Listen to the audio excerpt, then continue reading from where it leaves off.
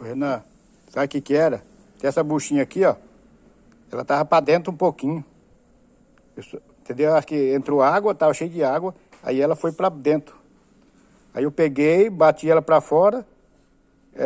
Troquei lá, coloquei os retentorzinhos. Pronto. Olha o barulho dela. Tá, eu não sabia que aquela bucha ela entra pra dentro, não, velho. Tá parecendo máquina de apartamento. Ó.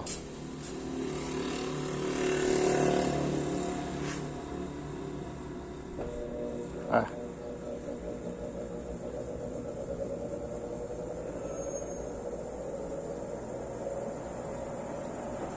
Pronto. E aqui lá ela... Como que ela não dá o controle certinho, né? Aquele joguinho. Aí dava muito. Aí quando desligava ela pegava. Vamos aprendendo, né?